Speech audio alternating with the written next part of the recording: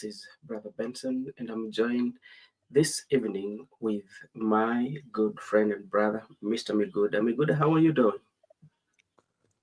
I'm doing good. I'm faring on very well.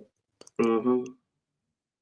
It's just, I can say we are in a busy November. Yeah, as a country, people are still mourning for departed hero, and we are also part and parcel of the system. So that's all for now. Okay, thank you so much. I think I can get echo from you. I don't know why. Okay, let me try to. to-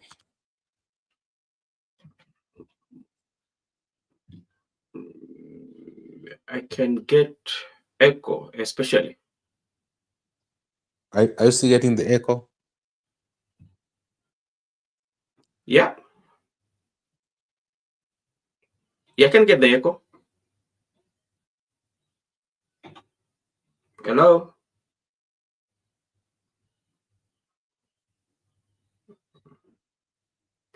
I think there's a problem with the echo. I can get the echo from the studio. I think it's coming from my side. I don't know what is happening. And Yes, Judith, thank you so much. Brenda, also thank you so much for watching. I don't know what is happening. We we are getting the echo from the studio. I don't know why. Okay, Miguel can log in, then we can see what's happening. Thank you so much. And This is Brother Benson. I think I can all get the echo. We're now good now. Miguel can come in and yeah, it's now fixed. Now I'm not getting the echo. Okay, thank you so much. As we wait for Miguda to come in, we were having some technical issues, especially the echo. We were getting the echo, especially from my side and Miguda's side. And I think and I believe right now it is something that is solved. Okay, let me take this opportunity again to thank everyone that has joined us through comment section. That is Brenda, thank you so much. Judith, also thank you so much for joining us. Hello, Miguda. Hello, Miguda.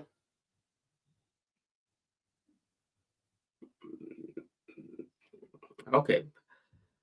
I don't know what is happening with the Miguda. I cannot get it. I'm Hello, back. Miguda. I think I'm back. Okay, now I cannot get any echo from my side, neither from your Okay. side. So I think we are good. As I said, I hope your evening is good. Yeah, very good. Okay, any new briefings that you may have? Just briefings. We have seen, like how I began by telling you, Yeah. the country is still in a somber mood, mourning the fallen of a departed hero. Mm-hmm. You understand, he left unexpectedly, and the party members that belongs to him are Yeah. actually trying to meet people across the country Mm-hmm. to show solidarity in this period of mourning. Like we saw Mm-hmm. today, they were in Migori County, Awendo town, to be precise. And Mm-hmm. yesterday they were in Abbey, and they have also continued saying they will proceed to Western Province, Mombasa, Wajir, Turkana, those places that are still to be ODM stronghold. Yeah. And also a new developing is that after all is said and done, people Yeah. will converge in Nairobi for a week, like what Kalonzo have said, Mm-hmm. to just remember the departing. So I think we still have a long way in this program, Okay. and and that's so. I think most of these things, and also I've seen people squeeze. I try to. I I believe right now, Bondo or Opoda farm has become another center of power in this country. Yeah, that is true because remember when Rigathi Gachagua was impeached, Wamunyoro was a small town center of power. Like each and every leader would go to Wamunyoro, where former deputy president, His Excellency Rigathi Gachagua was. But today we are seeing continuous visit to Opoda farm in extension, continuous visit to Kangoka Jaramogi, extension to Opoda Farm. As you know, Opoda Farm is where the homestead of the Right Honorable Prime Minister is, and Kangoka Jaramogi is where he was laid to rest. So most of the times, people who are visiting or people are going to pay their last respect, their first stop is usually at Kangoka Jaramogi. Then from there, they would go to visit Mama Ida at their home in Opoda Farm. That is how it is. So thank you so much again, Mr. Miguda, for taking your time to be here with us so that we can have a conversation. Today, the delegation of Kalonzo Musyoka. Kalonzo Musyoka did something that was unexpected because yesterday we were here and we told our viewers that Kalonzo is has landed in Kisumu, and he was supposed to proceed to Opoda Farm or to Kangoka Jaramogi. And we did not anticipate the delegation that Kalonzo had, that it was going to be like that. To be sincere, it was a very massive and huge delegation with significance in it. Over 150 cows that Kalonzo had. He had religious leaders. He had elders with him, and he also had the elected leaders, especially from where His Excellency Junior Kalonzo comes from, and also from, I think, partly Machakos. So this was very strategic to me, I would say, politically speaking, because it symbolizes so many things to me on my side. And there's something that also I learned from that meeting, especially from Mama Ida. I saw when Kalonzo was speaking, Mama Ida could afford to smile, which was very rare for Mama Ida, specifically when people have visited her during this time. But today, she could afford to smile when Kalonzo was speaking. So that was very significant. I also saw Ruth Odinga talking good of Kalonzo, like most of the leaders, when they were given an opportunity, including Senior Counsel James Orengo, they talk of good, especially to Kalonzo. They talked about how Kalonzo sacrificed himself to be with Raila Odinga. And even Kalonzo himself, at the tail end of the meeting at Opoda Farm, he kind of like gave some traditional instrument of power to Raila Jr. So it was so much that was going on, and we want just to look at it and unpack and see, politically speaking, or politically looking at it, why would Kalonzo go with such massive delegation? And the reception too was welcoming. The reception for Kalonzo Musyoka, and even you'd see the connection between him and the crowds that are there. So, Mr. Miguda, I hope you followed the event. To start with, in a nutshell, what do you pick from the delegation visit of today to the Right Honorable Prime Minister, place that is Kangoka Jaramogi, in extension to visit to Mama Ida's place? Now, what about Gachagua factor in Kalonzo? Okay, Laban Mishani, we can answer that. I think Kalonzo was very aware. Kalonzo was very much aware, and he decided to go by himself. So he might have read the moods of the people, because everybody, youths are there, and as you know, the art of politics of Rigathi Gachagua and that of Raila Odinga, they support. Raila Odinga supporters are not converging. So I think Kalonzo decided to go by himself. But that's just by the way. Miguel, what do you say? Okay. First, I would like to also remind you that Kalonzo went to Kisumu. That's where he had his night before going to Kanka Jaramogi. And at Kisumu, he went to Grand Royal Swiss Hotel. And you know, Grand Royal Swiss Hotels belong to Raila. So you can see the connection that ties between these friends, that he even promoted the Raila's hotel by that huge delegation spending night there, because you know he was having huge delegation, the bishops, the Kamba elders, later leaders. So when they were at Grand Royal Swiss Hotel, that was a very good income to Raila at that extent, even when he has departed. And I can just say Kalonzo mourn his friend in a stylish manner, as a true friend, as an African person. You know, actually he told people that I'll surprise you. I'll go there in style, and indeed he has surprised people, and he was there in style. I just want to appreciate the friendship between Kalonzo and Raila, because it shows that the friendship goes beyond what people are seeing. And then I just want to talk about the issue of cultural exchange, where I saw Kalonzo trying to hand over some cultural instruments to Junior Yeah. in the connection of the Luo culture. And they were insisting Kalonzo to shout Joey, Joey, Joey. And understand Kalonzo is a Buffalo soldier. I understand Buffalo and Joey, they are together.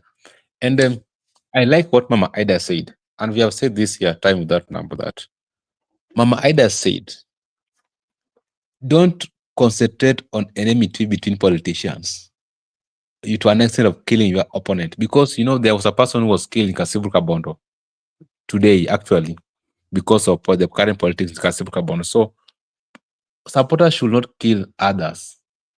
And Mama Ida has been with Raila for a quite long time. So she understands when she said that focus on the friendship. But as a young person or as a voter, don't go to an extent of killing your fellow youth because of two differences, opponents, because they can work together at any point. So that was a good advice, and an open advice to the people. And also in that entourage, Yeah. I was able to see Kalonzo. That's why Kalonzo went there with style, because he was accompanied with the bishops and elders, bishops and clergy from the Kamba region, to signify they have come in peace. They have come in peace, and also the Kamba elders to signify that the community at large have paid homage to the departed friend. And we saw elected leaders who accompany Kalonzo Musyoka. So to that extent, I can just say Kalonzo was a buddy to Raila. And it shows explicitly that even when he was denied the position of running mate in 2022, Yeah. he was there to defend Raila up to the last moment. And even Kalonzo confessed that towards Raila's death, he was trying to reach him, but they were unable to talk. And we were told that Martha Karua confessed that Raila usually talked to both people in opposition and in government. So when he's talking to Ruto, he's talking to Kalonzo and that fellow. So it was like he's trying to manage both the government and the opposition. To that extent, we can just say Kalonzo has mourned a friend, and actually, he has also showed us how we should live with one another, and also how we should remember our friends even when they have parted away. So I remember also Kalonzo and Raila are elites, and there's how they are connected into very many things other than politics. All right. Well, thank you so much. And let me take this opportunity to say hi to Shaima Hussein. Thank you so much for joining us. And we agree with you when you say that Kalonzo was there to lay grounds for Gashagwa. That could be true, but like when you look at the crowd that keeps on being at Jaramogi's place, and there was this public political differences that they had, but they were friends. And like Mama Ida talked about, which Miguda mentioned about the politics, about the politicians and all that. Sometimes we don't understand that the political elite might be having differences in public, but in the closed door, they are friends. So that one could be true. That is true. But also, we don't know how the ground will react, or the ground will receive, just in case if the former deputy president, His Excellency Rigathi Gachagua, visits Opoda farm or visit Kano Kajaramogi, what will happen? This is another view that you have given, and we appreciate. Exactly, Kalonzo was a true friend, and their friendship seems to be deep. If you look at Mama Ida, true, I tell you, when there was a time Kalonzo was speaking, and he said, Kalonzo, His Excellency Kalonzo said something, and I saw a glimpse of Mama Ida. She was smiling, and it tells you that their friendship was more than political. But when you look at it critically, there are political statements that were made, especially in that occasion. And there's something that Ida said in Kijaluo. Migod, I think you heard it when he said that Luangnipio kum ngamoero, and that was very significant. And at some point, Mama Ida was given an opportunity, and in local dialect, he talked about when visitors come, you should not shout for visitors, or you should not shout. You should keep quiet and let us wait and see what the visitors have brought for us. And that is the first time ever that Mama Ida was having a conversation with the crowd, having one-on-one conversation with the crowd, and tell them, okay, because I think that there's some people who are crowd that were making some noise, or they were just being chaotic, or being like a political rally. How sometimes the people will always make those noise, and Mama Ida had to take an opportunity to address them, and he used the local dialect, especially to address those who came to witness the delegation of Kalonzo Musyoka. Miguda, what does this one signify for you if Mama would take an opportunity to talk to people directly, especially calling them our people? Listen, the visitors have come. When they come to see us, when we are having we are mourning this time, let us keep quiet and wait and see what the visitors have brought for us. What does this one signifies? Like, when you look at, what does it, is there meaning to it? First, I want to begin by stating, when Kalonzo made a decision to go and pay homage to Odinga, remember Kalonzo went there prepared. And when Kalonzo went there with 100 cattle, that is what Ida said. And he said, more foods. There are some other items which were not mentioned. And he said this will help us to take care of everybody, even beyond December. So you can just come. And that's why Ida was saying, do not shout at the visitor, because you might lose the intention of the visit or the message. Because maybe someone like Alonzo has come and actually has assisted them in taking care of the many visitors who are going to come. You get the point? Because of the items that were brought there. And if you look those cattle, they were very healthy. And if at all they came from Kalonzo's farm, I can assure that that's how you can mourn your friend. And it is deep. The friendship between Raila and Kalonzo is very much deep, and even is very much significant, that he can offer to take 100 cattle from his farm to his body and many other farms. And the way the type of entourage.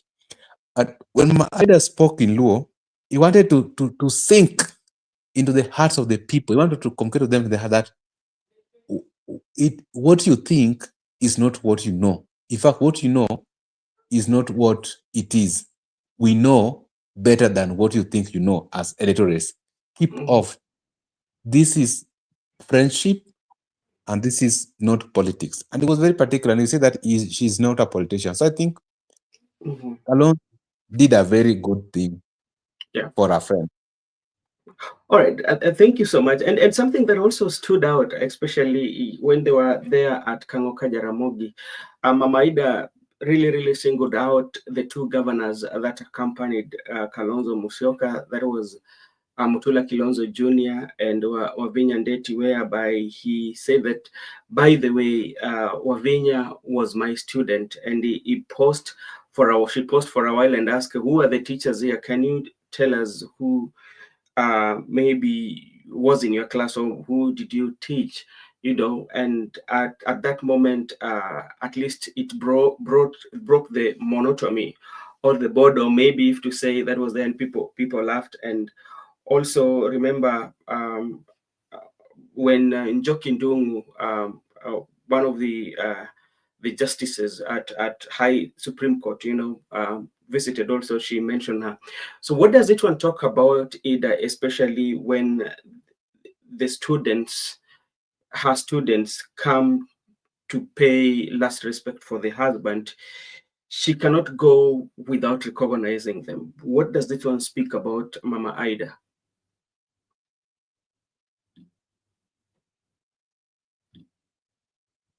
Hello, me good. Yeah, I can hear you. What does this one speak about, Mama Ida, every time when her students or the delegation or mourners who come to pay homage to Raila would come? Then Mama Ida, when she sees or she recognizes one of her students, she will not go without mentioning that, oh, by the way, this was my student. She did that with Njoki Ndung'u, and today also we see it. She did it with Wavinya Ndeti, the governor for Machakos. Mama Ida, she's privileged to have taught at Kenya High. And remember, she taught our current Chief Justice, Martha Koome, and the Machakos Governor, Wavinya Ndeti.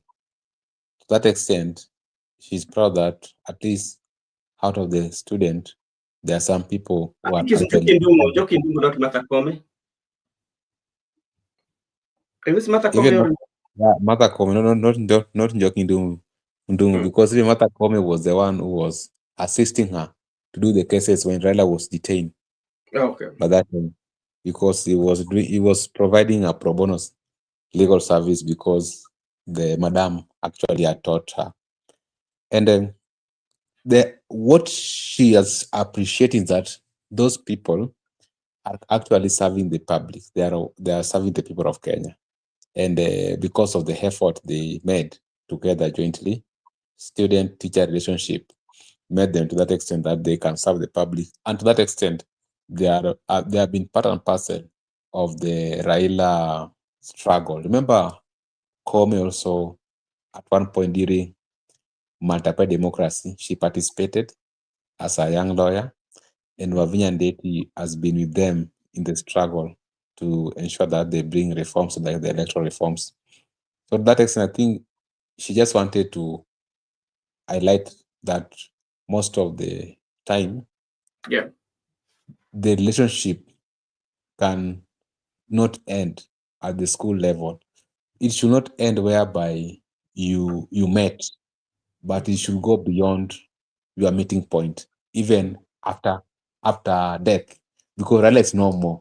But Mm. she can actually say that these students were part of Raila's struggle, because Raila did not struggle alone. It was a struggle for the other people. So they were part and parcel. And when Raila is gone, they are still there to Yeah. continue pursuing the cause. So I think life is beyond death. And as our culture believe that Yeah. there's life after death, and we live beyond death, the living dead, the dead, and the ancestors. So I think it is a mutual relationship between the people. So anytime you meet anybody in your life, do not take that person for granted. It was maybe purposely that one day in life you can still connect. not only by the time you are living, but even beyond your grave. So I Mm. think that's a very good lesson to learn from the Ida and relationship with the student he taught by that time. All right, thank you so much. And let me also take this opportunity to thank Mutugi for joining us. And thank you so much. And you can also share with us your view on the delegation of Kalonzo Musyoka that visited Kango Kajaramogi and extended the visitation to Opoda Farm, where the homestead of the late Raila Amolo Odinga is at. And this is, it was. Now, let's come to the speeches, because the speeches were very significant.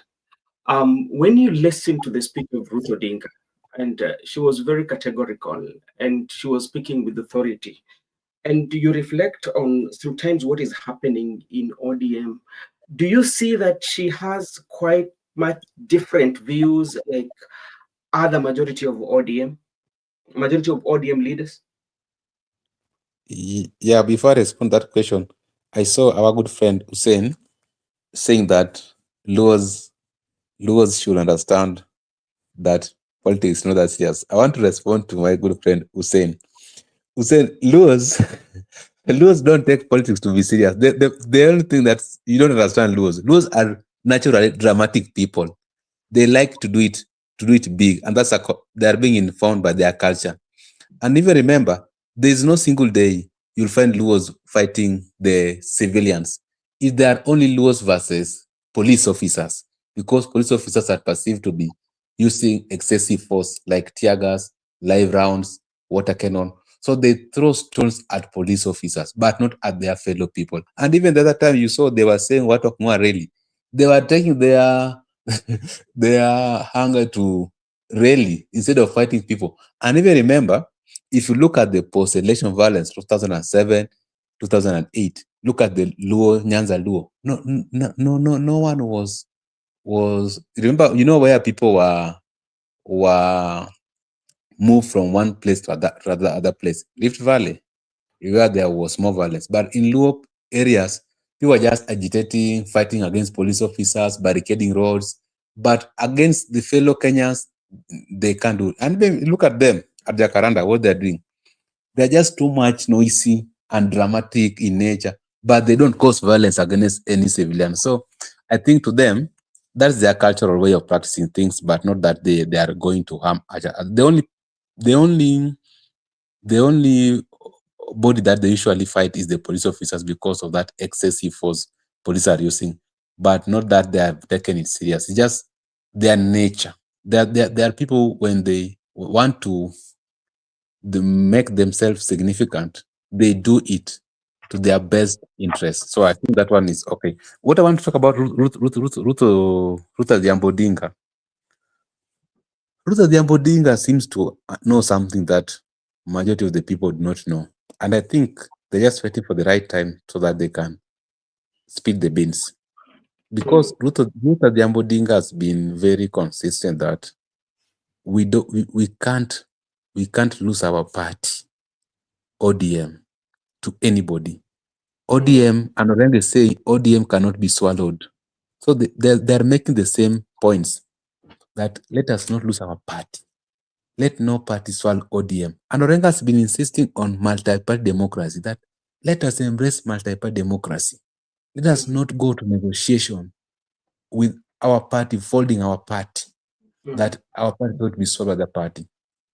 And then it seems like there are people in ODM who don't want to hear that ODM fact. They just want to allow UDA to swallow ODM, that we are two-term, we are in the broad-based government, let us not have any noise. We are in broad-based government, full stop. We don't want any comma. And we are telling them, even if you are in broad-based government, but where is the position of ODM? That's what Ruth is trying to say. So I can say there's a conflicting views within the party leadership structure, whereby you find that there are a section of people who want to retain the identity and the values of the ODM, but there are a section of people who do not care about the values and identity. They just want to support Ruto blindly. And that's what Oburu was saying, Yeah. that we can work with him up to 2027. And when that right time comes, we'll sit down and do assessment. Were 10-point agenda implemented? And if not, we are at liberty. And he said, we are open to discussion. We are open to any political party. Not that we are not open to discussion, and we are open to like-minded political party to Yeah. form a coalition in 2027. And that is how people do bargain politically. But you cannot go to bargain table when Mhm. already you have submitted to UDA. So I think some people don't understand what's going on. And that's what Raila was doing with Puna, that let us not go to UDA blindly or broad-based government. That's why it was very clear in that broad-based arrangement that this is not a coalition party. Mm. This is not a Mm. coalition act or coalition pact, but this is a working arrangement up to 2027. Okay, thank you so much. And maybe there's something that also maybe um, our good sister here is just clarified something, Mr. Migud. Maybe yes, I was talking about the death of Kasipul Kabondo. Yeah, so in relation to what she talked about the politics of it was, she just clarifying. There's something here that maybe also you can share with us, and I will borrow it from what has the comment that has been made by our good friend Laban Misiani, that Kalonzo cannot lead these people out of the government and take them to opposition. Uh, uh, I don't know how. Does it mean that the leadership of Kalonzo, what does it mean? Because, like, to me, I don't think that maybe Kalonzo will just try his level best to lead, but I don't think he has the capacity to decide for the Luo nation where they need to vote. If they decide to stay in government, that is up to them, or if they decide to go with Kalonzo Musyoka, that is also up to them. Laban Miseni, what do you think concerning your statement? Or Miguda, what can you say about that? Okay, I have understood our friend. Mm, He was referring to the death that happened to Kasipuka Bondo. Okay, that is very good. That one is mm, very good. And then this statement of Laban Misiani, Kalonzo cannot lead these people out of government and take them to opposition. Uh-huh. You know, I don't think Kalonzo is going to make any direction for the Luo nation. And Kalonzo is not a leader to the Luo nation. Luo nation, as things are concerned right now, are going to take instruction directly from Dr. Oburu Odinga. Because Oburu Odinga has been installed as the ODM party leader, and yeah. currently, as things flow, people tend to listen to the position of the Oburu Odinga. And that's how people usually listen to so what Oburu Odinga will decide at that level, that time, they will follow, but not Kalonzo decision. So I don't think Kalonzo will speak for the community or Kalonzo will speak for the party. There are people who can speak for the community or the party, but not Kalonzo Musyoka. What we were just saying is that Kalonzo Musyoka has a very good chance to work with the Luo nation. Very good chance. So he can decide how he want to work with them going forward. So when you look at into broader perspective, do you feel like the people or the majority of people who feel that Kalonzo is not the favorite person even to be the president? What I was saying is that Kalonzo has a soft landing to the Luo community. Kalonzo is perceived to be someone who can be trusted and they can work with him. But remember, Kalonzo has had a very good relationship between him and Raila Odinga. I remember, like we told yesterday, people were loyal to Raila Odinga, not the party. So Yeah. anybody who associated with Raila Odinga in the time he was alive and Mm, also is trying to connect with Raila Odinga's spirit in his death, that person is accepted in local community. And there's nothing you can do about it. And that's why I'm saying today's visit was very strategic politically because the people of Luo, I know them. Yeah. If they don't want you, they don't want you. If they want you, they want you. Even if you pretend that you don't want them, it's still they will embrace you. Remember, Kalonzo has been around with the opposition, the Wamunyoro team.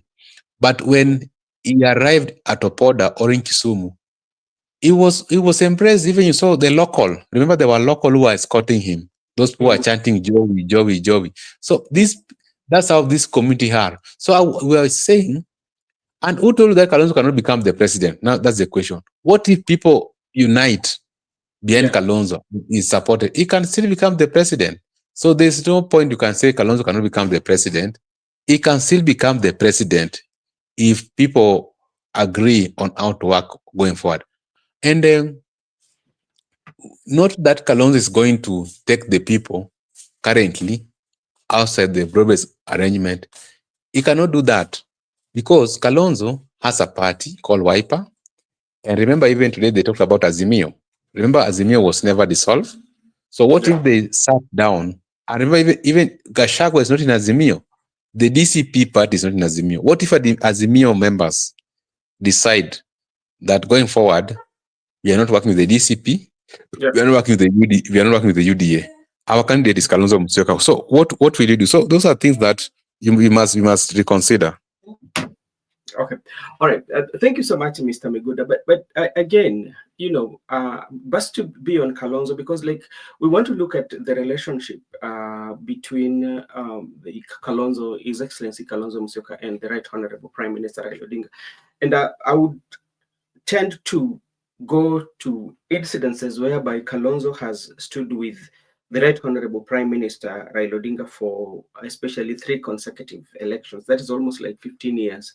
But in the 15 years that he stood with Raila Amolo Odinga, remember the other day when Kalonzo was having, I think like he had a podcast with Ikonini, if I'm not wrong. I followed that, and he explained to us, or explained to the viewers, how the interview was conducted. And by even him going to the interview, it was something that was already discussed, and he was going to the interview knowing very well that the position for the running mate was going to be given to Martha Karua. But for the sake of to show the solidarity and to let people know that the democracy works, he decided to do that. By again Kim coming today with that delegation of a representation of his community, including the wise men. Politically speaking, um, does it add value to his 2027 political journey?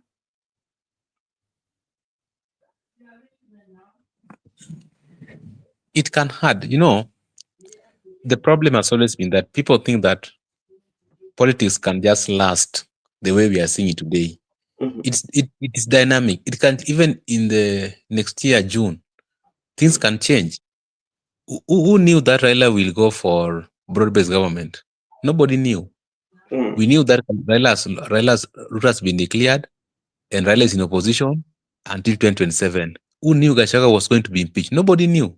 Within 3 years or 2 years, many things have happened. Yeah. And that's why I can't rule out that Kalonzo Musyoka is not a formidable force in 2027.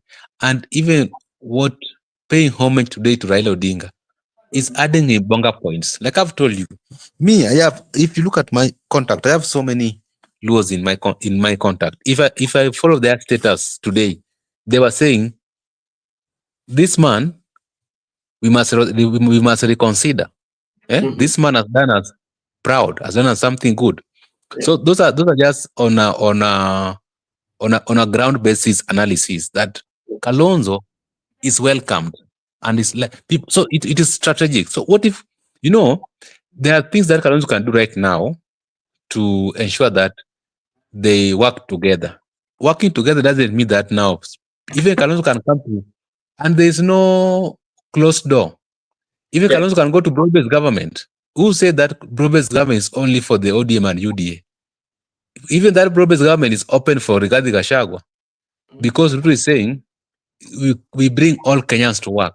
So this issue that we own broad-based government and we have closed the door, Wiper can't come in, DCP can't come in.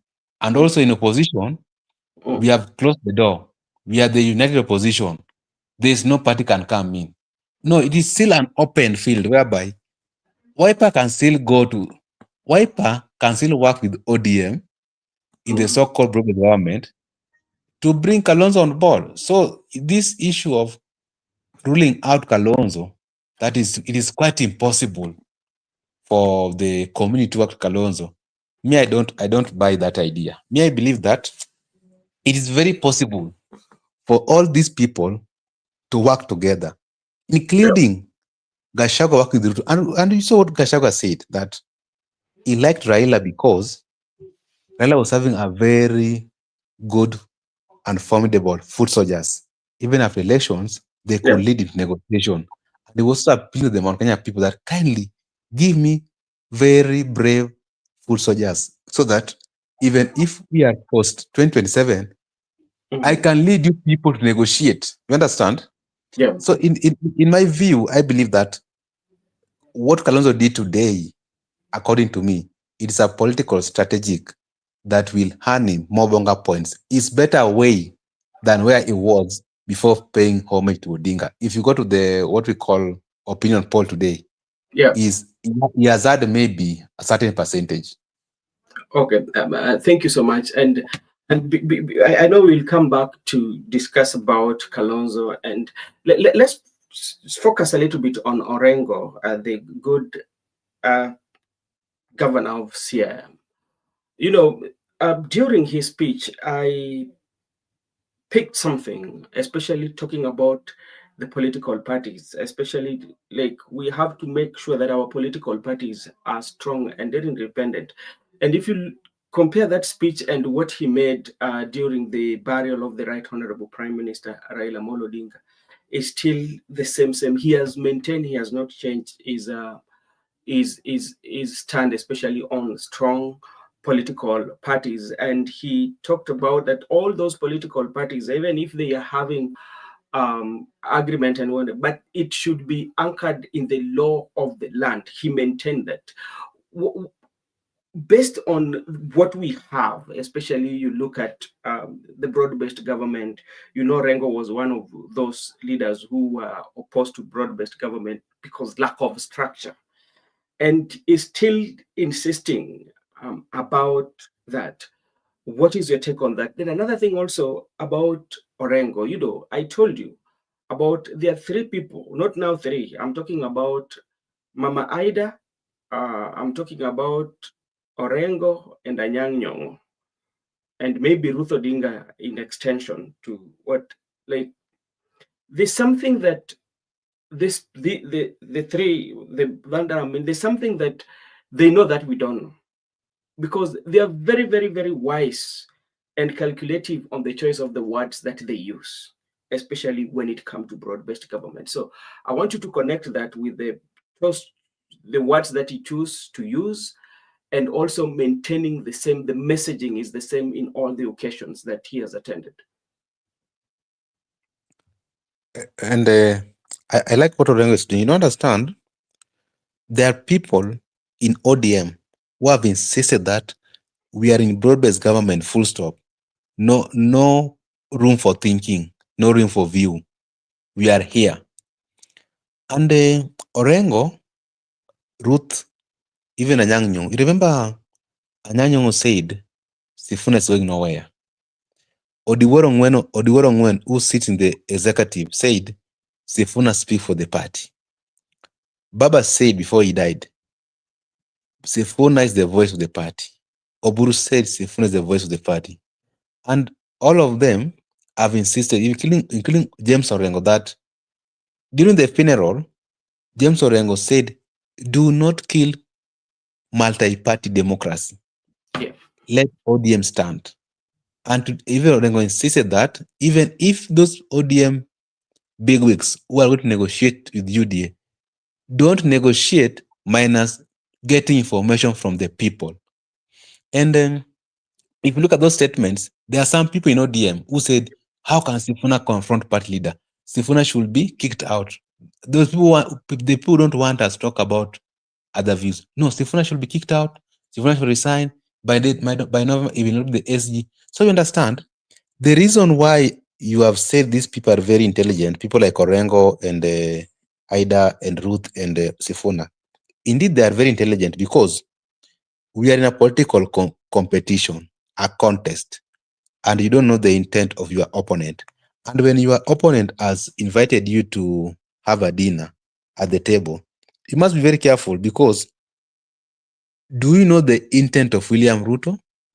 Do you want to tell us that all of a sudden today, William Ruto has now transformed and is a champion for multi-party democracy? No. Remember, William Ruto is the person who brought Jubilee when he told Uhuru and all Mount Kenya affiliated party to fold their parties and make one party called Jubilee in 2017. People, they registered their party and they made it Jubilee. So it was a one party from the Mount Kenya and Rift Valley. It was only Jubilee. All the political parties by that time, they were swallowed with the Jubilee. And in that history, when they ended up with Rangol's Duru Kenyatta and they ended up with the UDA party.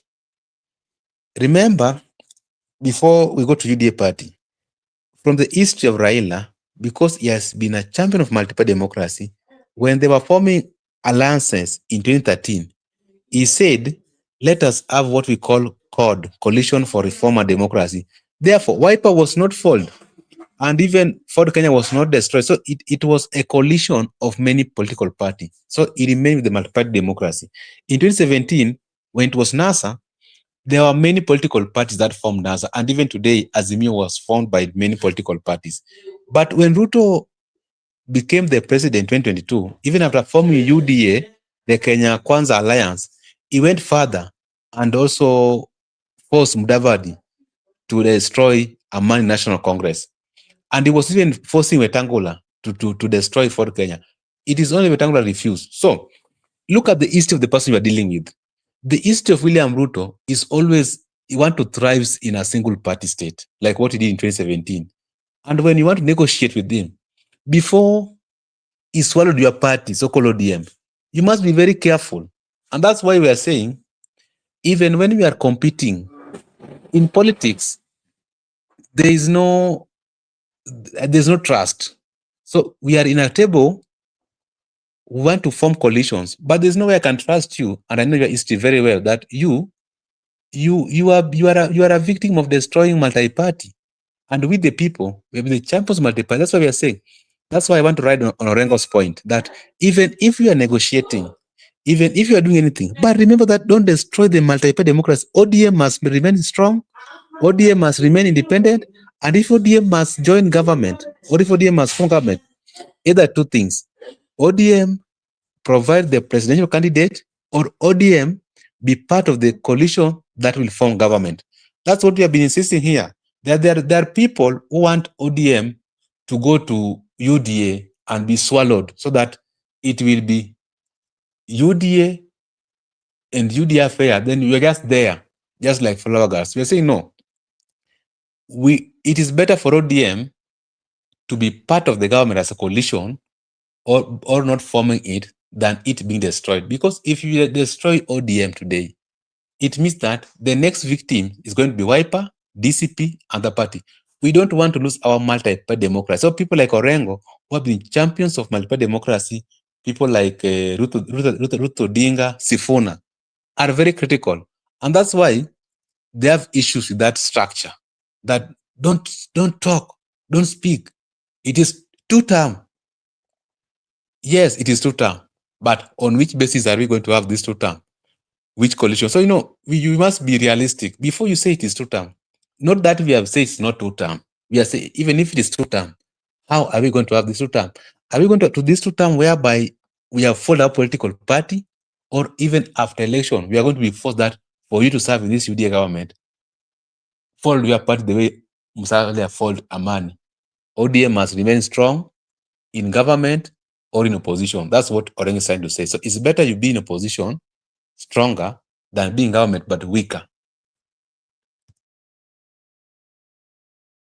And if you listen to James Orengo, especially in his speech, he said something that do not kill political parties, and amewaonya, mi sasa naweza sema tu namnukuu, aliwaonya wana ODM wasifanye makosa wamezwe katika hiyo wakati ambao alikuwa anatoa ujumbe ama wakati ambao alikuwa anaongea, akatoa historia fupi ya vyama ambazo zimemezwa. Mojawapo akasema DP yalimezwa. Ametoa hiyo historia na akaonya sana wana ODM kwamba wasifanye makosa, chama chao kimezwe. Na unadhani kuna wale katika ODM ambao labda watarudi nyuma na wakae chini wasikize jambo ambalo labda Orengo anasema, ama watasema tu labda huyu tu ni siasa lu kwa sababu labda Mheshimiwa Kalonzo alikuwepo ndio maana alikuwa anaongea hivyo? Wacha nikuambie kitu kimoja. Hapo katika chama cha ODM pia kuna vijana. Hapo katika chama cha ODM pia kuna wale watu jasiri sana, na kuna wale watu ambao hawawezi rudi nyuma. Kumbuka hao vijana wako katika hapo ODM.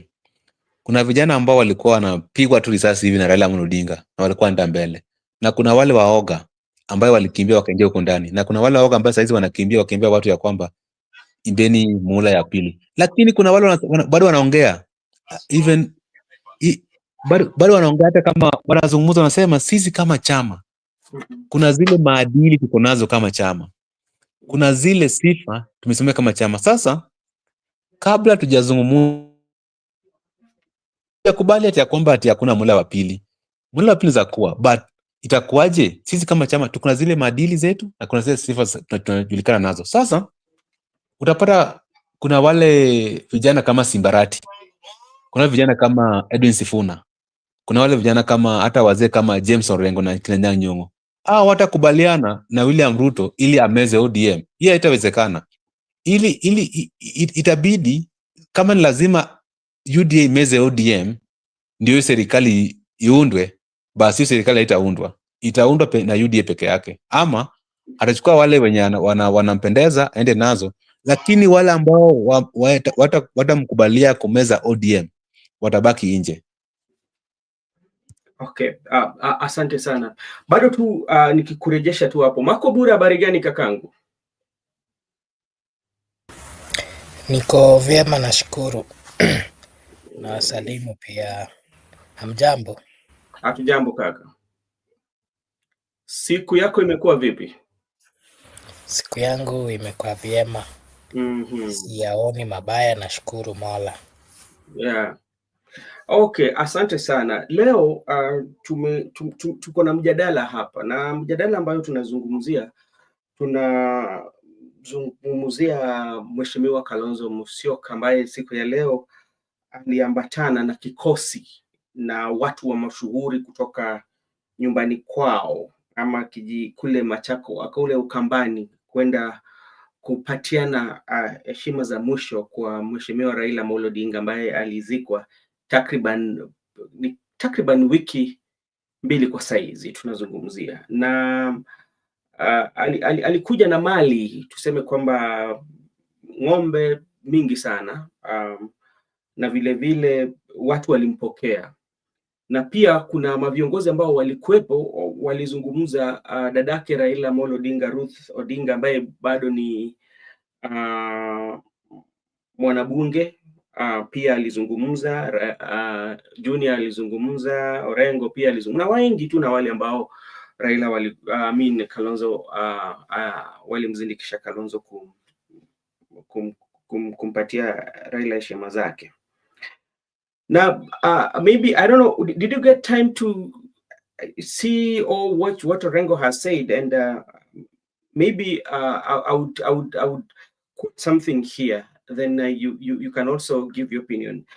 That in half of his speech, half of Orengo's speech, he said that in strong Kenya to come, we need strong Wiper, we need strong ODM, not to be ruled by anybody in power, but to be ruled by the law of the land. Labda ukiangalia historia ya Orengo na kulingana na yale yeye mwenyewe mawazo lake kuhusu hata kwamba kwa watu vitu ambazo inaenda kwa ODM, kauli yake hii, labda wewe unaweza sema nini kabla hujazungumzia kitendo ambacho ilifanywa na Mheshimiwa Kalonzo Musyoka?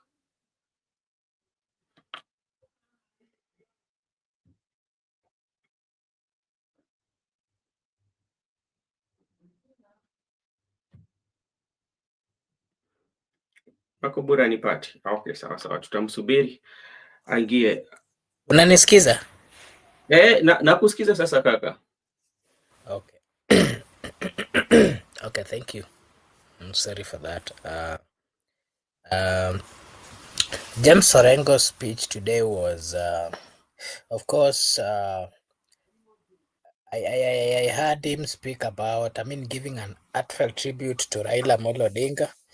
And of course, I did hear him as well emphasizing his enduring legacy in democracy, justice, and unity.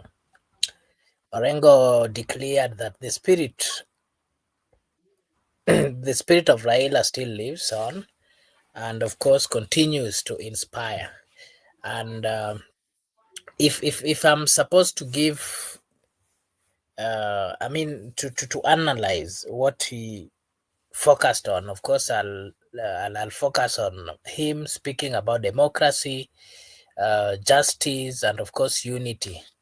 And something else that Orengo has always stood for. I think we need to first understand that James Orengo has been a Pan-African. Similarly, among all those things that Raila did, James Orengo was part and parcel. And in many instances, they were walikuwa natembea bega kwa bega mara mingi. Na hivyo basi, Orengo has always been seen as freedom fighter. And not just that. You remember some few days ago when Orengo had problems with ODM, or he was being viewed as having come out not to defend the stand of ODM. That is when the ODM decided to join the government. Remember James Orengo, before the president and Raila Amolo Odinga came out and spoke about how unnecessary it was and how dangerous it was for ODM to join the government. But of course, more of what he was speaking about, of course, is the focus of integrity, the focus of democracy, unity, among others. Remember, these are the exact things that Raila fought for throughout his life. Remember the electoral reforms. Remember the injustices. Remember the freedom and the rights of humans, the ones that he led the people to go on street fighting for. Those are those things that I saw Orengo dwelling on, and it is simply he was simply reminding people of who Raila stood. What Raila stood for, because the main message that I can remember him speaking about, of course, he honored Raila as a symbol of democracy. Of democratic struggle. Where he said that though Baba rests, his spirit still lives amongst us, and of course the fire of democracy, justice, unity, he lets continue to burn in the hearts of the people of Kenya. And if you just look at that, did a summary of the many things that the people of Kenya went for demonstration for, the many things that the opposition had always been known for, the many things that today Raila has been called quite a number of with quite a number of names, being Jacom, being chairman, being a Gwamba, and all those kind of things. He simply made it in a summary, and of course, I think that was more of what he meant. And if maybe I can give a breakdown of my understanding by the statement he made, that though Baba rest, of course, that particular statement he acknowledges Raila's passing, while of course he was also affirming the fact that his ideals, especially the fight for democracy and justice, remain alive. And if I can also use the term, I mean, part of his statement, fire of democracy. Orengo has been, remember some particular point, he was being mentioned that somebody, I mean, the political stand that he took some few days ago, he was being seen as maybe he's coming out to take over from Raila. But that, of course, was never really what was there. So Orengo, of course, is positioning his legacy, of course, as a living moment, not just a memory. It's a call, of course, to action for the members of ODM and the supporters, and of course Kenyans, to continue pushing for the reforms. That is what Orengo meant by this statement of the fire of democracy. And not just that, something else that he did focus on is I saw he was given some stake by the Kamba elder, and I don't know whether you've given your take on that and what that mean. I saw some people saying on social media that he was being given this stake because he's old now that he's supposed to be working with that stake. But my understanding for that is that it has a symbol. That walking stick as a symbol, and it's, of course, if you understand the cultures of the cultures of Kamba, that walking stick from a Kamba elder meant or traditionally is a symbol of leadership and wisdom, of course, underscoring his role as torchbearer of Raila's legacy. Remember, he stood beside Raila most of time, and he understands. He understood who Raila was. Of course, while he was receiving that particular stick, remember Kalonzo was also there, and Kalonzo is currently the spokesperson or the political kingpin of that particular region. And of course, that suggests something called regional unity, and of course a possible realignment of opposition forces, with Orengo, of course, being seen as a senior figure in the post-Raila era. And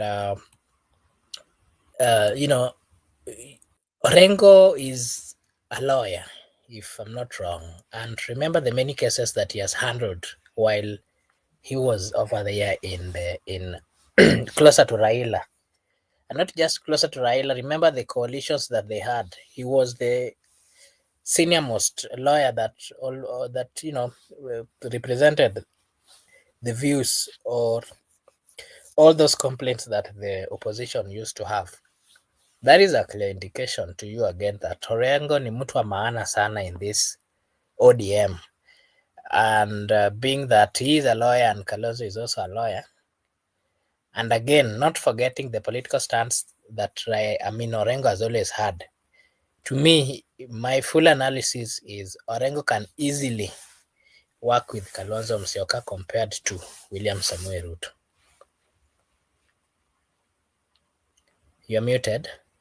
Thank you so much, Makobura, for that. And I'm noticing even the walking stick that was given to Orengo. And when you saw when it was given to him, he had to do the jogi style, like running, to show that he's still strong. And to me, significant, that was significant, like it was giving significant that Orengo is still a leader, is still very strong person who can lead in any capacity. We're just focusing on some of the speeches that were made with the leaders, including Kalonzo Musyoka. Remember, Kalonzo Musyoka visited the place with the two governors and good, especially chunk of leaders from those two counties. That is the legislation, where at some point Kalonzo Musyoka also requested or put a request to the county government of Kitui. Remember the stadium where the Masuja Day was celebrated the other day. He reminded Junior, that if the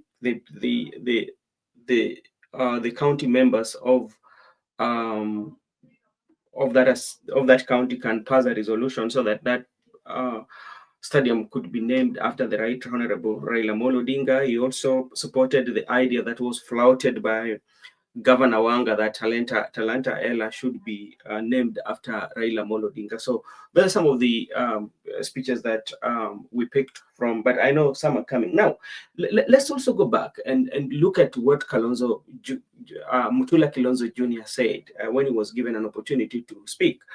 And not to paraphrase, not all, but part of his speech, he said that, I quote, people have spoken about good things that Baba had achieved, and there's one thing that Baba has died without achieving.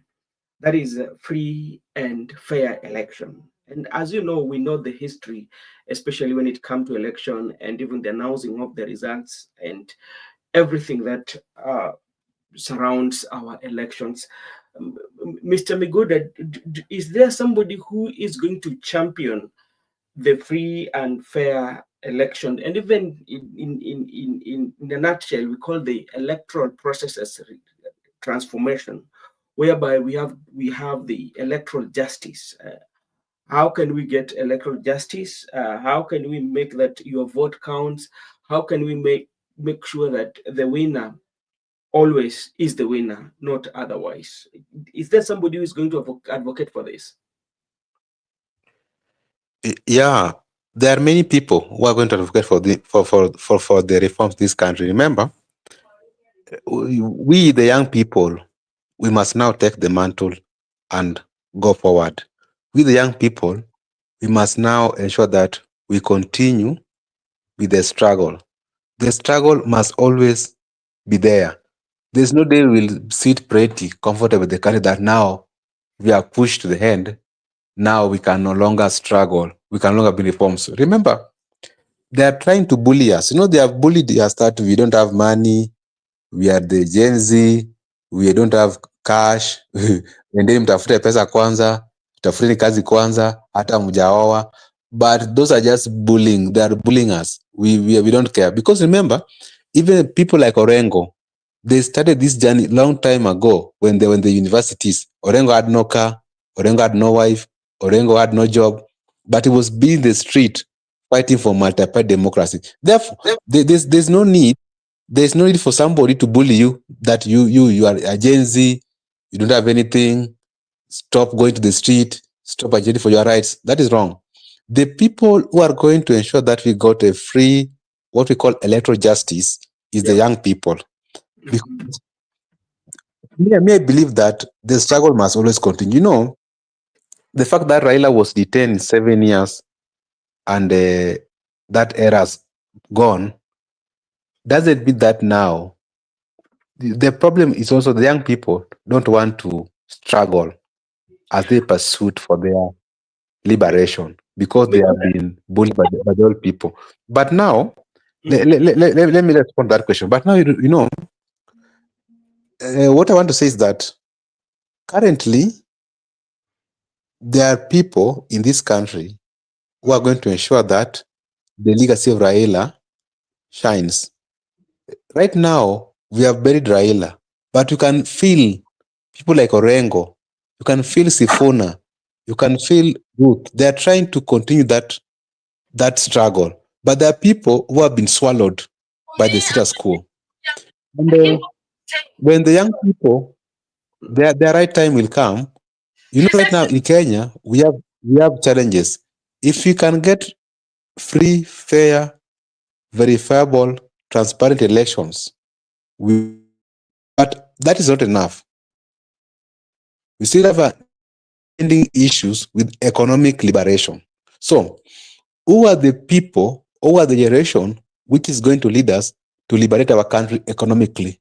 Because we have the constitution, we got it, we have the multi-party democracy, but still we have not been liberated economically. We still have the issues of corruption, we still have the issue of electoral injustice. So as we go forward, what I can say, Raila has fought a good fight. Raila has kept the faith. Raila has finished the race, but the struggle continues. As we forge ahead as young people, we must make sure that we fight for economic liberation, and it should not be the last fight. We still fight for electoral justice. Until that time, we get it right as a people of Kenya. For now, the struggle is on. So we can't say that, okay, because we have buried the patriot, now the country should just stop from there. We have what we have. No, we must continue to fight and ensure that we liberate this country.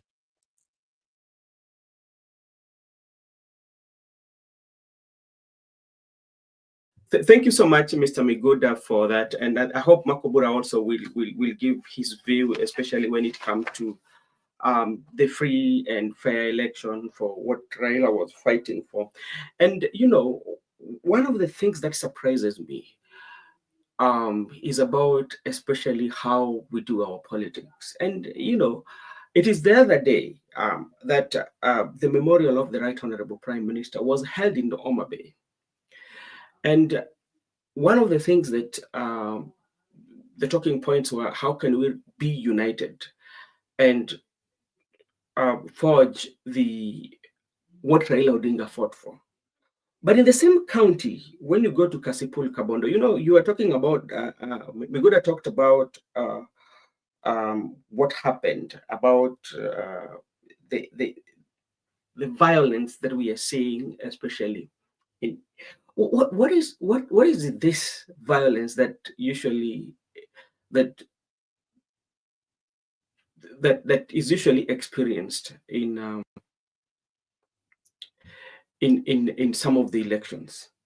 Because if you go to Kasipul Kabondo today, if you listen to the side of Boyd Were, is an aspirant, is the former, is the son of slain member of parliament, that is Ongondo Were.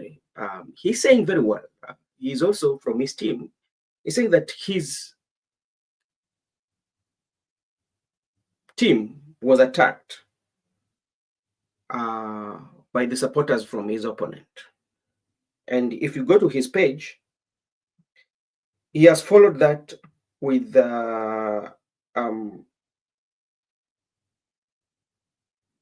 photos of somebody bleeding. And I would see, I don't know, what is this? The other day also we saw videos, especially of young men in the motorbikes who are being attacked on the road. And my question is, what is now the value, or what do we gain, especially if it reaches a point whereby we cannot articulate our issues, we cannot do our campaigns on ideology, issue driven, that when I have to defeat you, I have to defeat you in terms of what I'm going to offer. This is what I'm going to do, and we resort to violence. And you know that constituency has a history of violence. We saw it last time when we saw all these pictorial that surfaces on the social media on how that violence. And it was just the other day, it was yesterday, that they had the memorial in that county of kwa Kiswahili walikuwa na enzi Raila Amolo Odinga, na baadaye tunaona ni vita, mwagikaji wa damu. Sasa kwa nini? Yeah, so please, I don't know how, what usually, at what point do we resolve that the only way that we can compete is through violence, that we don't compete through ideology?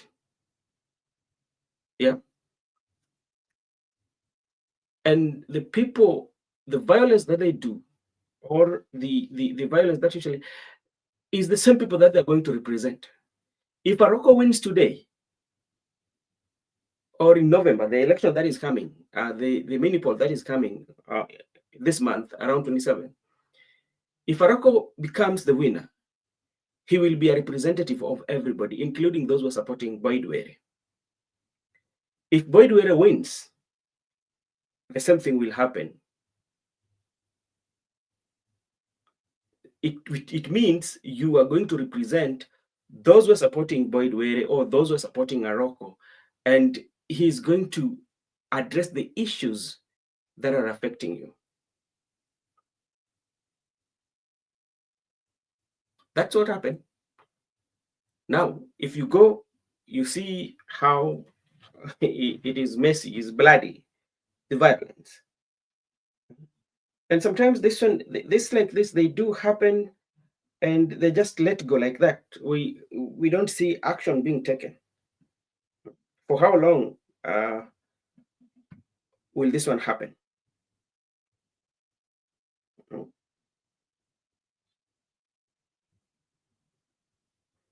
Yeah. Mm-hmm.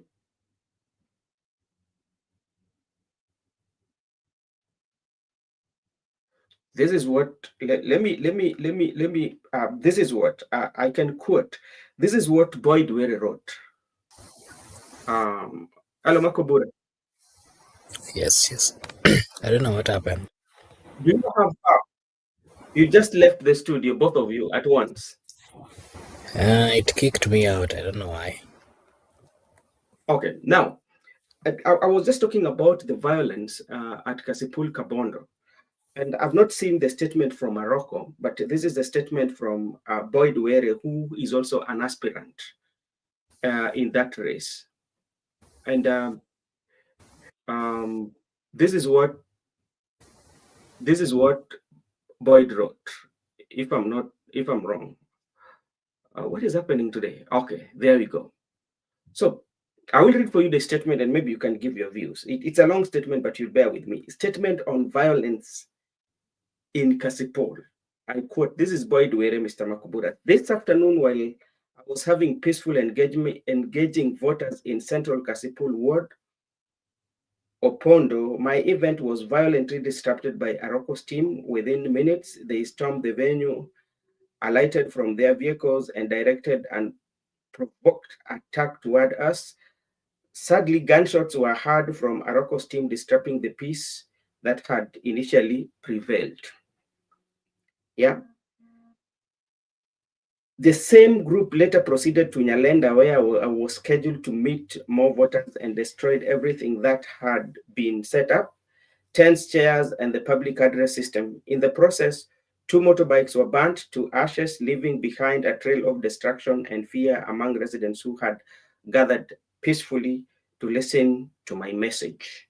Later in the evening, my close associates and team members, Jim was attacked on his way home. He sustained deep cuts on his forehead after being assaulted with machete by individuals well known to him. This barbaric act adds to a growing pattern of political violence that threatens the peace and stability of our constituency. Let us not forget the recent incident in Sikri during our women empowerment program, where women were beaten and injured. This continuous act of goonism must come to an end. I firmly call upon all leaders and aspirants to preach peace and respect. Kasipul deserves unity, not violence. Let's protect our people and allow democracy to prevail. This is from Boyd Were. And maybe as you give your take, let me check the page of Philip Aroko. What is the what the Philip Aroko page says? I'm here at Philip Aroko page. Miguda, you can go first. Okay. So Just wait. Wait. You have got the Philip Aroko. Read the first. I'm at Philip Aroko's. If you go to Philip Aroko, this is 37 minutes ago. They almost posted the same time, but Philip Aroko just did this. Go well, comrade. Boyd has clearly taken his dad footsteps. So from look of things, the violence in Kasipul is real. Because if you look at their footage, if you go to Aroko's page, that is the Facebook page, you will see somebody, I think the guy is dead in a pool of blood. Maybe this is hospital, yeah, in a pool of blood. And now, and go to the comment section. Even voters now becoming afraid attending the station. Who lives within the sword dies within it. Trouble in the land of Kasipul, but okay, just because of two of you, I am like, it's the people who are losing their lives. These are fathers who have family to feed, even though they have political affiliation. What is making it so hard so that we cannot compete on ideas? What am I going to do for the people of Kasipol? What am I going to do for people of Homa Bay? If we resort to violence, at the end of the day, what value does even add to your leadership of both of them? Because like each of them here are posting pictures that are showing that there was a violence, because the other one has fought somebody who is blood flowing in blood. The other one has posted one person who is dead and is in blood. So what does it help even the people of Kasipur? you know just why can they? Miguda, what do you want to say? For now, I just want to condemn the act that, because I don't have the real intel, and I'll just get it from my people from Kasipul, I think overnight, but there's a problem. Yeah. Boyd Were is accusing Aroko is accusing Boyd. So these two people understand the game. And Kasipul has been historically, leave alone even this, historically, Kasipul Kabondo, that is home to my grandma in maternal side. And my mom's uncle are from Kasipul. And I'm not a visitor there. I usually go there. I understand them. Even if you look at those days of Peter Weedy, those days of Paddy Aenda, even when Ondowere came, even before Peter Weedy, and there it has been there is no, even remember all the MPs in Kasipul apart from Oyugi Magwanga, they are no in existence. They are those who have been MPs there before. And if you look at the history, maybe somebody was killed, assassination, and even the people who have been killed in that constituency alone, even before he was separated from Kabondo, there are so many. So historically, it is a violent constituency. And going forward, things like we are witnessing today are not news in Kasipul. And even now it's going to be very difficult during the D-Day and the day for by-elections, because it's like the Otete team, Aroko team, have vowed that they must take Kasipul. And the Boyd Were team has also vowed that they must take Kasipul. The only peaceful team seems to be is that one for Mani Bior. But remember, even the Mani Bior team is so a tough one. It's a very tough team, because the kind of the followers is influencing at these town hall meetings. They are also ready to claim, but they are not violent to this extent. But I say both teams are very tough teams, and to this extent, we should understand that competition is not the end of everything, and it's not enmity. We need to compete fairly, and we don't need to compete violence. So that right now you see no one knows who did, because both teams, most of the Boyd Were teams, all of them are violent teams, and they have done many things, and they have done a lot to the people, the local, and even threats.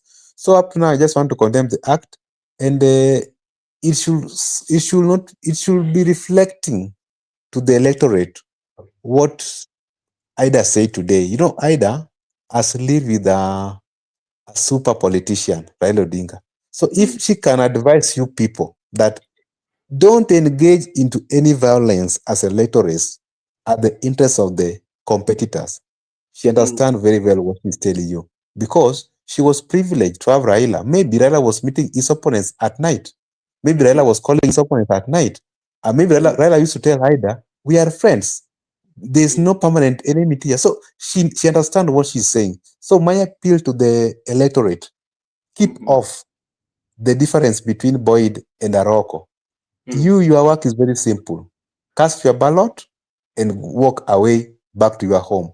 Let them deal with their issues at their level, because people like Aroko and Boyd, you might perceive them to be enemies, but there's a point where they are colleagues.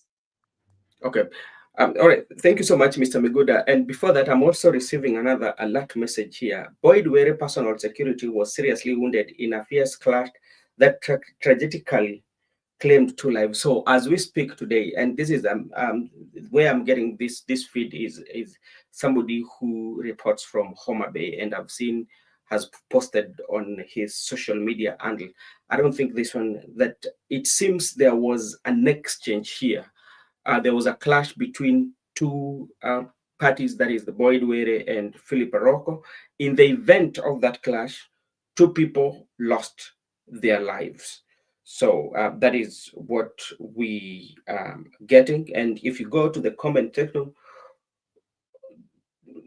comment section is kind of like mixed up reactions.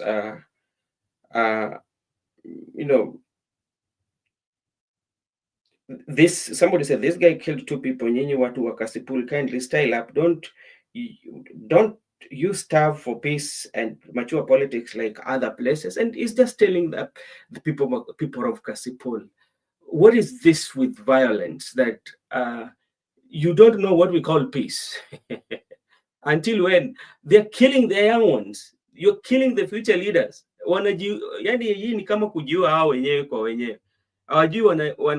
They're doing, actually, in that society, they're killing their own children. They're killing their own children. So, and if they could listen to what Mama Ida said today, and they should take keen note of that. If Mama Ida can tell you about the politics and you ignore, then I do not know anybody who can give you advice, especially playing allegiance to any politician to an extent whereby you can kill your neighbor or to fight your opponent, especially the fan base. If Mama Ida, because Mama Ida understands it all, because he married somebody who was a politician for the longest time, almost 52 years, so Mama Ida does understand everything about political and all that. So, and for those who just go and listen to what Mama Ida said today when Kalonzo was there, Honorable Kalonzo was there, about the politics and enmity. Thank you so much, Mr. Obura. Maybe if you can add something on it.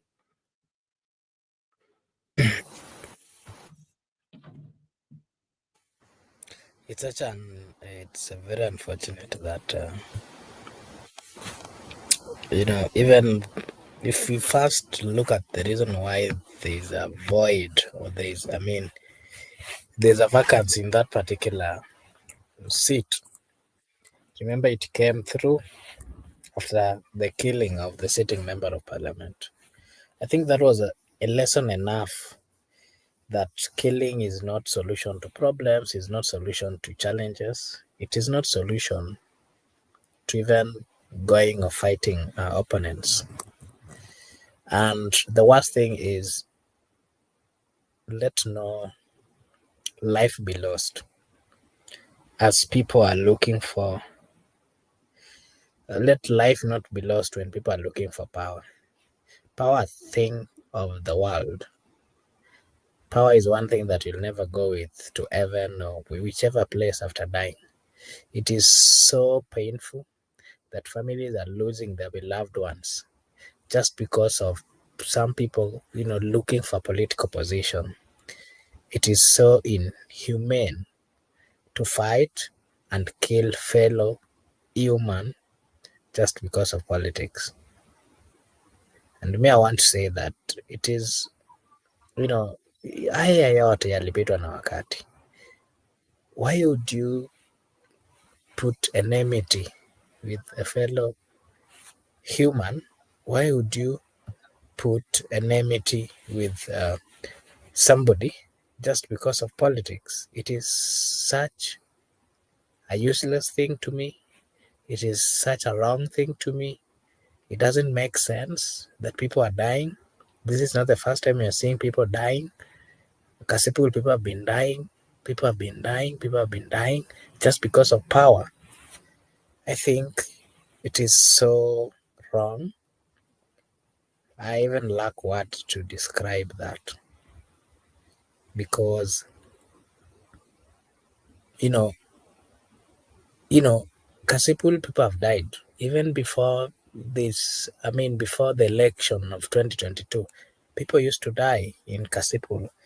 I wonder why, how the people of Kasipul see or look at power, because it is getting out of hand that people are dying because of a position which somebody is looking for, a position of a member of parliament.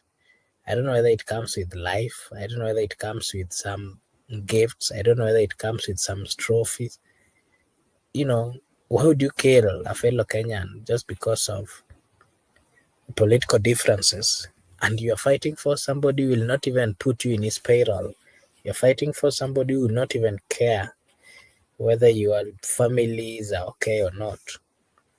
What if, I'm quite sure these people have been killed, they had their families. Who is then going to take their families? How would their children be told that, your dad was killed? It's such a shame. It is such a wrong thing. I think the only thing we can do is to call out and to say that violence is not solution to the problems that we are facing as a people. Violence should not be part of our way of living.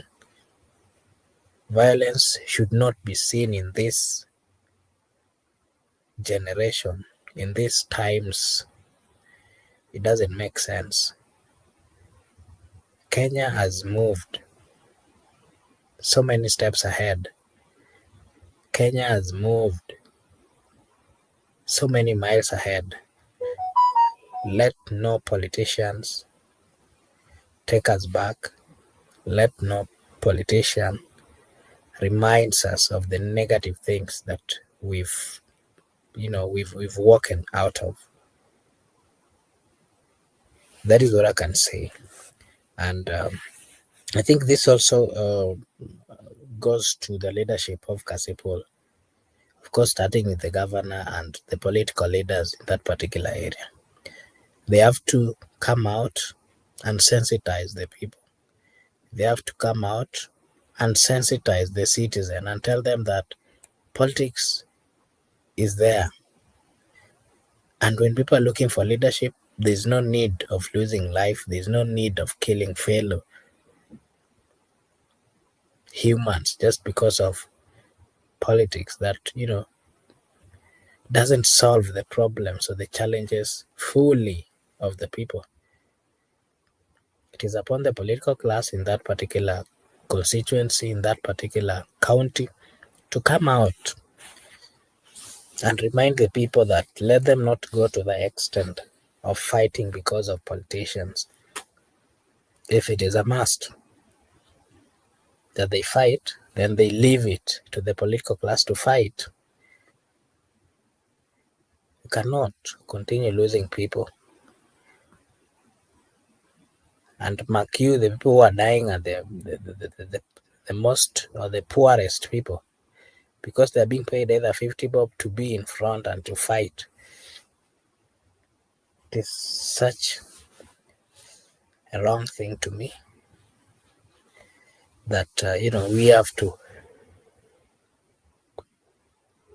call such kind of acts.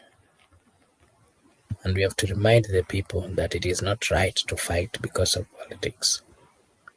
Caroline is saying, which political party is called blood-based? To be honest. Saitia is saying, many people will flock Kanka Jaramogi to try to count the Luo nation, not because they loved or respected Raila, but to gain some political capital.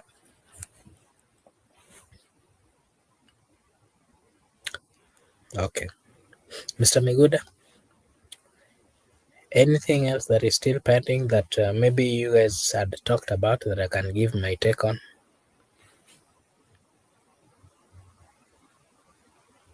Me good? Maybe if you give your take on the, have you discussed the, maybe if you give your take on the, I think we have exhausted many things today. I think that one can be just left for tomorrow. Okay, then you can give us a general roundup as we finish. Okay, just want to conclude by saying first, even if people try to make it look like they want to twist it, but the real fact is Kalonzo Musyoka has paid homage to Raila Odinga family. And Kalonzo Musyoka has done perfect as per the friend. And that's how a friend should comfort a friend even when he's normal. Comfort a friend's family. That was very much good in terms of reflecting the diversity of the country, whereby it doesn't matter where you're coming from or your tribe, but you have to appreciate your fellow Kenyan because we are one people, one indivisible Kenya, whereby your problem is my problem, your achievement is my achievement. We succeed as a country, as a nation, as a tribe. So, come what may, Kalonzo did a very good thing. And even politics aside, in terms of friendship, that's how it should be done. Number two, we understand that there's a plot to swallow ODM or to divide ODM. The ODM people are alert. They are aware of the scheme.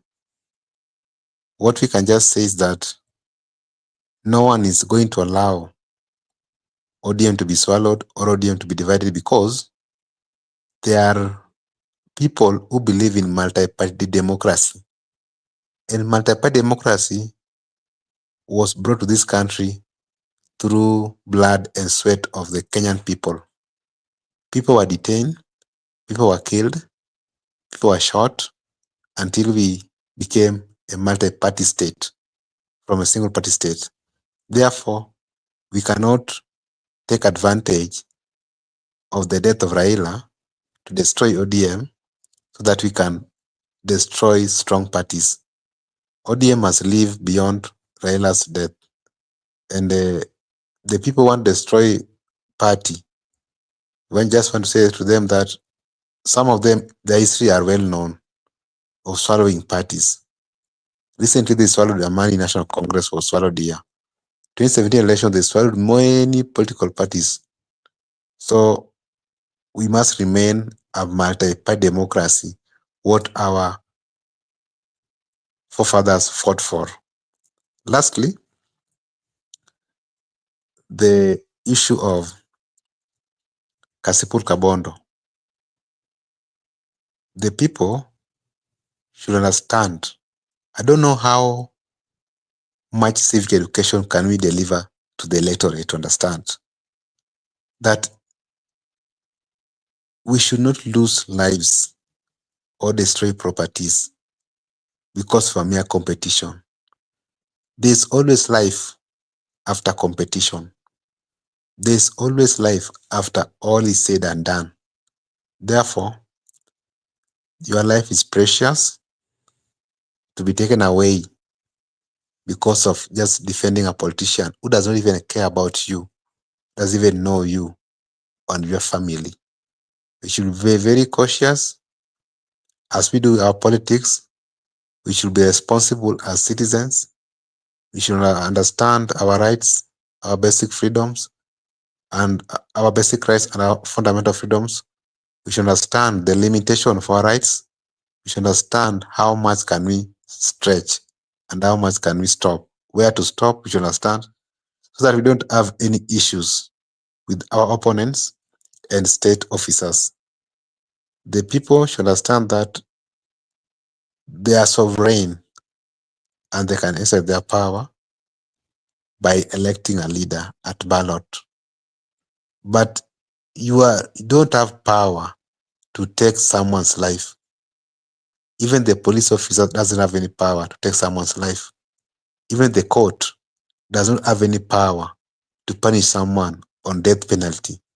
Then who are you to take your fellow citizens' lives? You should be condemned, you should be apprehended, arraigned into court, and charged, then convicted on basis of your allegations. We should be a society whereby we love each other. And that's how we should advise our people from Bondo to live in harmony and tranquility for the prosperity of that constituency. Let us not engage into petty politics. Let us be idealistic. Let us be people-centered agenda. And let us base our politics on issue-based policies, not violence. So that even if today I differ with Kasongo, and Kasongo differ with me tomorrow, after politics we can meet. Even if today I agree with Wamunyoro or I disagree with Wamunyoro, there's still that life after politics. Not that it creates an environment of enmity. Now you are killing your fellow Kenyans. With all those remarks, I want to appreciate our viewers to come into the show. Thank you for contributing to the comment section. We appreciate you big. And also we see to meet you next time. Bye-bye, everybody. Okay, thank you so much. And allow me to read this comment from Said. ODM is in real danger unless we tame the Kenyan Suluhu fellow like Gladys Kahiga, Suluhu, Wanga, plus Kaluma. Okay. Okay, thank you so much, Said. By the way, who is winning in Kasipul? Things are fluid. Good, maybe you can just give us your take on that before you leave. Your take on the Kasipul. The Kasipul, my prediction remain. Personally, I predicted that Boydwere is going to be declared the next MP. That is when before Raila died. Yes, before Raila died. But as things remain the same, I still believe that, because I also have some intel from the ground. Not that people liked him, not that is the best bet for Kasipul, but the dynamics and circumstances are going to favor him. But it's a very tight competition between Eroko, Good Life, and Ongondo Were, the son to the late Ongondo Were. But due to the circumstances, dynamics, sympathy votes, ODM factor, Raila's death, ODM influence, and local politics, many things is going to play. My predictions still stand, and I'm at liberty to predict. Anybody can predict. Not that my opinion is right. I can be wrong. A prediction. That's why I say it's a prediction. I'm still predicting that Boyd Were is going to be the next MP for Bondo, but it's not going to be. But that is how it's going to work out. That's my prediction. I still believe ODM is going to get it based on the factors that sympathy card, victimized politics being played right now. You saw what happened, and also blackmail, Raila factor, ODM factor, the local politics, the party politics. He stand a chance.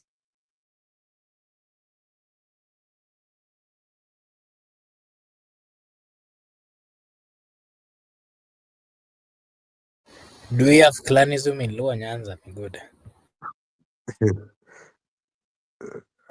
That's is not asking another question. This is now we will discuss it. We can take the history class. Now we understand our history. Luos, we are one people. There's no clan in Luo, and there's no South Nyanza or Central Nyanza. It's just, I think, regional boundary. But the Luos of South Nyanza are the same Luos of Central Nyanza. They speak the same language. They practice the same culture. From the entrance of Kenya, where we have the Jokajok, Jokomolo, Jokowiny, these are bros from the same parents. And when we trace their root from South Sudan, they're the same people. If you go to Tanzania, Uganda, DR Congo, South Sudan, they're just the same people. They are River Lake Nilotes, the Luo people. So there is no distinctions that this is the Luo of this side, this is the Luo of this. The only people we have assimilated are the Luo Abasuba. The Abasuba have now come to be part of the Luo community. So Luos are just Luos. There's no divisions and distinctions between which Luo and which Luo. They're just one people. And that's why they are united in cultural practices, in political setups, and even in economical practices. You find that Luos were fishermen, all of them. And Luos at the same time, they have one leader at a time. We have just buried the king, Raila Odinga, who was a leader, an identifying factor. Jaramogi was there. Gor Mahia was there. So these are people who are one people, and politically, and why huge division regionally in Luo? Why is there no farm union? What cause division? Those are just mere sentiments. These people, there is no division because in which, if you look at the political setup, Luos are in, I can say most of the leaders in Luo land are elected on ODM tickets. And for you, most of the leaders in Luo lands have been following Raila Odinga. Look at the counties in Luo Nyanza. We have Migori, Mabei, Kisumu, Siaya. Governors are Luos. Are ODM, not Luos. Senators are ODM. So which division are you talking? Those are just political opinion, and people are at liberty to differ. You don't need, not that when you made a one statement, that's what we call democratic space to air your views. But what I understand, when a leader emerges, it usually unites them. That's what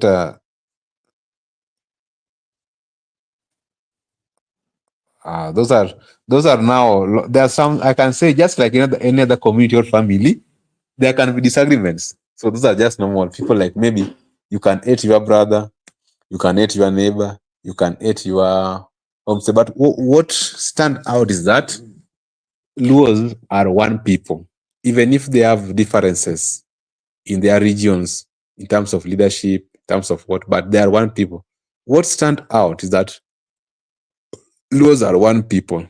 There's no other Luo than the other Luo. They're just one people. It's a very long history, and currently we are getting to learn that the Luo people actually originated from Turkana, and they are one people, the River Lake Nilotes, the Plain Nilotes, the Highland Nilotes. So the Luos were moving towards the north. And when they reach at Cairo, what we are being taught right now, because right now we are very interested to know who are these people because of what happened. And when they reach at Cairo, so the Egyptians were never happy with anybody going towards the north, because they believe that anyone who goes towards the north will interfere with the river Nile, the Nile River. Until that time, they were caught into captivity by the Egyptians. They shared the same time the Israelites were also caught in captivity in the Egypt. They interacted with the Jews, and later on, when the Jews left, going back to their land, Luos were also released. So they came back through Sudan. Now, if you look at what's happening at Sudan, we have the Khartoum. Khartoum in Luo, they are saying is Khartoum. Khartoum. Pali watu walikutana in Luo, Khartoum. So Khartoum. Where in Khartoum, they met the Plain Nilotes, they met the Highland Nilotes, and there was interaction of marriage. Then Luo saw it that they should go to a place called Dogman. This is now the current TC we are being taught by the older people. Dogman in Luo, Makubura, is called Donam. So from Donam, they started to fish, and they were doing their fishing. And that is why even Luos were not being circumcised. Of course, right now, with the integral of cultural, Luos are being circumcised. But the reasons why Luos were not being circumcised is because Luos were River Lake Nilotes. They were living along the lake. So they were in constant with the water. So they saw there was no need for circumcision because they could bathe on them on a daily basis. But right now, with so many diversity in integral of the cultural, I can confirm to you that Luos are being circumcised recently. These rumors going around the social media should be stopped. The Gen Zs, I think all of them were circumcised up to even the millennials. So they came as a River Lakes Nilotes along the lake, and they settled along the lake. That's why if you go to Luo Nyanza, you'll find that all the counties in Luo Nyanza, they are attached to the lake. If you go to Migori County, you'll find that if you go those side of Nyateke, the Sori, Lake Victoria. Wabay County, Lake Victoria is there. The Paya you saw. Kisumu County is attached to Lake Victoria, and Siaya County. They settle along the lake because they are economical activities. But they are one people. Yeah, meeting circle Khartoum. So they settle in along the lakes because of their economical activities. Now, many things happen, and because they settle and they become the Luo people, and because they retain the identity of their cultural practices. That's why at one point in life, there's only one leader in a local community. There can't be two leaders. The Raila era has come to an end. Jaramogi era ended. The Gor Mahia era ended. And even the elders who came with them along their eras. So right now, we understand that Oburu Odinga is just a custodian. Our leader will emerge, not now, not tomorrow. We must take a break. Even when Jaramogi died in 1994, Raila did not emerge immediately. In 2007, Raila emerged later, after 11 years to say so, or 12. So we're just patient. We know that the king is dead. The era has come to an end. And 10 years, 15, or say so, another leader will emerge. It is natural. It is nature. It just emerge automatically, and people just follow him, because Luos, they follow their leader, not the other way around like the Kikuyus, whereby a leader follow the people.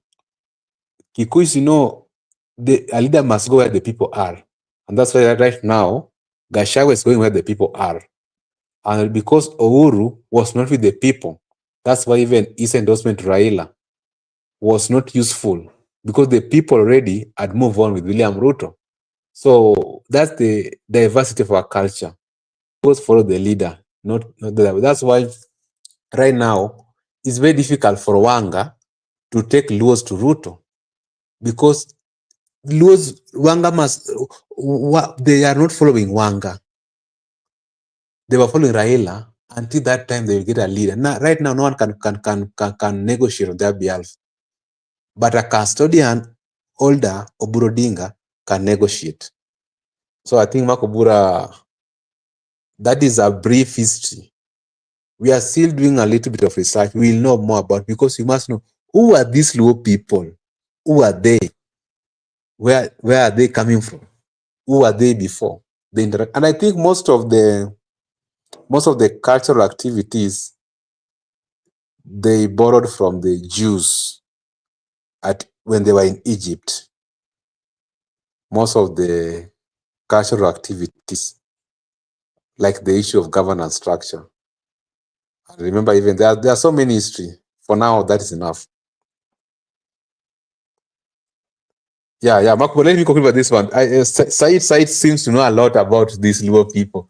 Yeah, Said, that is true. And the leader is not elected, but the speech point at the leader at a appointed time. Very good. Now, Said is speaking the language we have been speaking here. Some people have been giving us pressure here that, who is the next kingpin? Who is the next? No, it can't come that way. The kingpin is not elected. The kingpin does not emerge immediately after the king is dead. It is spirit, the so-called Juogi in Luo. Once a king will emerge and the spirit will accept it, it is a spiritual thing. The spirit will accept him, and once he is accepted, you will hear people talking. If you board a bus or a matatu in Luo community, they will talk about him.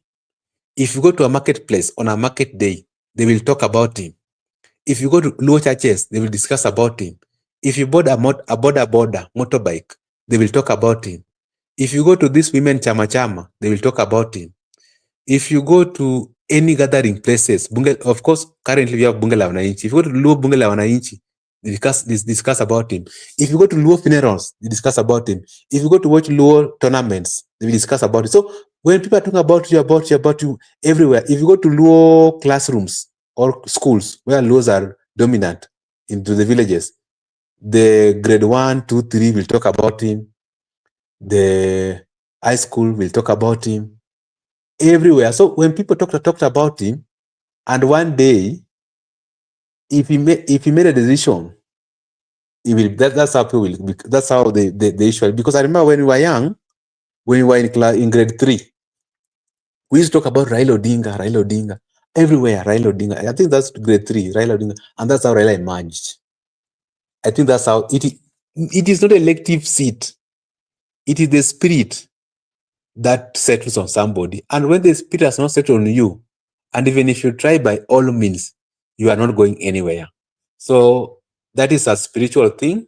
That's why I've told you that let us be patient. There's no hurry. We have just laid Raila Odinga to rest. And one day in life, that leader will emerge. And people are saying that Raila is the greatest leader who has ever lived. But remember, when Gor Mahia died, they said, no one will emerge like Gor Mahia. And he did. No one has ever emerged like Gor Mahia. And when Jaramogi took it, they said, no one will emerge like Jaramogi Odinga. But Raila came. Right now they're saying, no one will emerge like Raila Odinga. I'm telling you, my friend, if the spirit settles on you, you can be beyond Raila Odinga. Because it is not elective. It is a spiritual thing. And remember right now, with this modern generation, if the spirit settle on you, be it from Odinga family or other from family, you can be a great person in the future. So Makobura, I think we have exhausted today, and I think I'm done.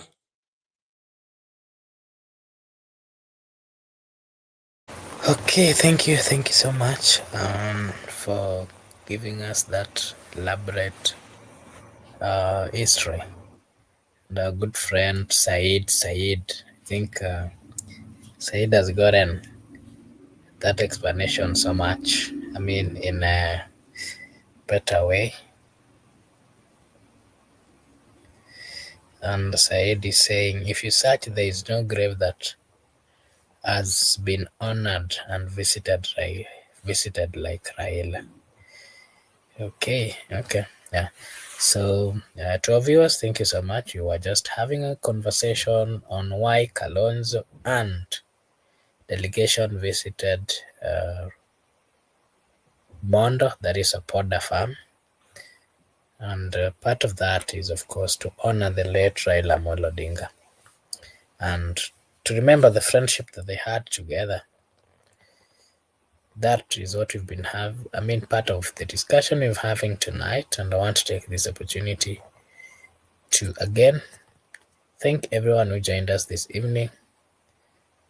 Tunashukuru sana kwa wakati wenyu na kwa nafasi ambayo mlitupatia. We are very much grateful. Allow me to acknowledge and say a big thank you to Said.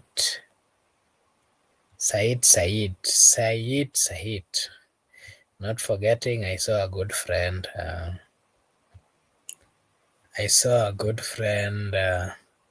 Douglas Kibogong. I saw Caroline. Thank you so much. Laban Misiani was also here. I saw Judith Karitha. I saw Saima Hussein. I saw Brenda Obedi. I saw Meshak Mutungi. Okay, thank you so much for finding time to be with us this evening and for your participation as well. We really appreciate. Also, not forgetting everyone who watched or liked. Thank you so much. And I want to remind you that this is Brother Benson Media, and here we say that your opinion counts. We do have these conversations. Of course, these are conversations which are geared towards the betterment of our country. We just have conversations reminding the people of Kenya where we've come from, and we point out all those things that we see are necessary for us to speak about as the people of Kenya. We do not take political stands. We do a political analysis based on what we think and the interaction that we see. Thank you so much. I want to take this opportunity now to wish you all a blessed night, a blessed morning, a blessed afternoon, a blessed evening from wherever you are watching us from. Thank you so much, and may God bless you. If you are new, kindly like and subscribe and join us tomorrow. Thank you so much, and bye-bye.